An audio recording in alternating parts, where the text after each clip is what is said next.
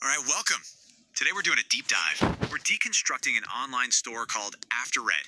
And trust me, it looks simple on the surface, but it's hiding this fascinating secret about where retail is headed. So take a look. This is afterRED. At first glance, it's just a pretty standard online shop, right? You've got your usual categories, accessories, stuff for the home, clothes for men, women, kids, the usual.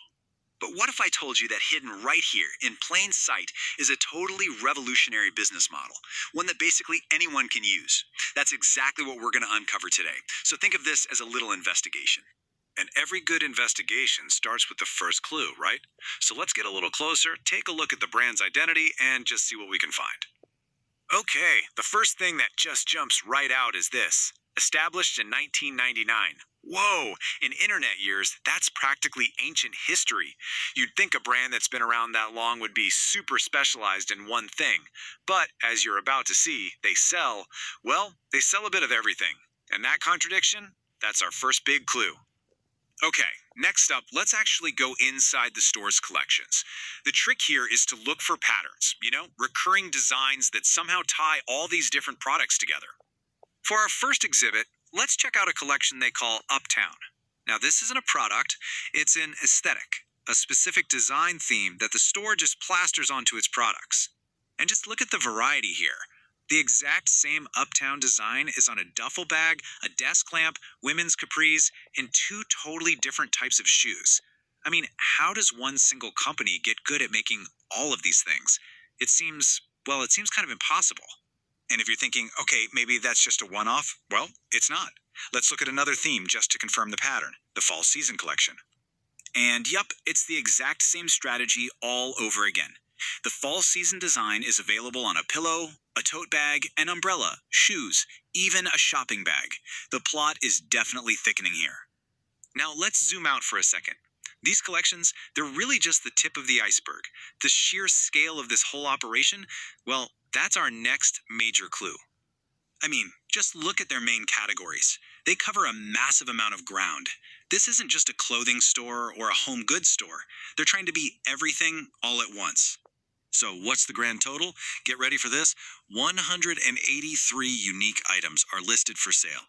For any brand, let alone one supposedly from 1999, just managing the inventory and storage for that many different products would be a gigantic and very, very expensive headache. All right, let's talk about the numbers game. Because the prices across this huge catalog, they add another really strange layer to our mystery. So their cheapest item is a mouse pad for just over $7. Fine, but their most expensive item is a pair of designer sneakers for almost $120. That's an enormous price range, all the way from a cheap impulse buy to a pretty serious purchase. So let's just quickly recap our clues. We've got a brand that says it's from 1999, dozens of these themed collections, over 180 different products, everything from lamps to shoes, and a price range that spans more than $100. It all leads to one single central question. Seriously, how do they do it? How can one brand possibly design, manufacture, store, and then ship such an incredibly diverse and huge catalog of products? I mean, unless they have a massive operation behind them, the traditional way of doing things just doesn't fit. The funny thing is, the solution to our entire mystery has been sitting there the whole time. It's in the one place most of us never even think to look, the very bottom of the website. And there it is. 4 little words. Powered by Printify. This is the key. This is what unlocks the entire business model. Because this tells us this isn't a traditional retailer at all. See, this means afterRED is a print-on-demand store. So what on earth is that? Well, it means they don't actually own a single physical product you see on their site. Not one. When you click buy, your order gets sent to a totally different company, like Printify, and they create that one item just for you and ship it directly to your door.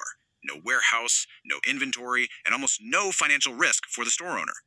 So now that we've kind of cracked the case, what does it all mean? Well, this isn't just some clever little trick. This is basically a blueprint for how a modern brand gets built. And the whole process is incredibly simple. You start with a digital design, like the Uptown or fall season themes we saw. Then you use a service to apply that one design to hundreds of virtual products, from mugs to hoodies. You list them in your store, and whenever an order comes in, your fulfillment partner handles literally everything else. And this is why it is so powerful. The financial risk is practically zero because you never pay for a product until a customer has already paid you for it. Your creativity is the only limit. You could launch 183 products in a single afternoon if you wanted to. Your business can scale from day one. And that established in 1999 date, that's just part of the brand's story. It's marketing. It has nothing to do with some dusty 20-year-old warehouse full of stuff. So, afterRED really isn't just an online store. It's a case study. It's a look into a new kind of e-commerce where brands are built on ideas, not on inventory. It completely flips the old model on its head, and it really makes you wonder, if anyone can create a global brand from their laptop, what does that mean for all the big established players? What is the next generation of retail actually going to look like?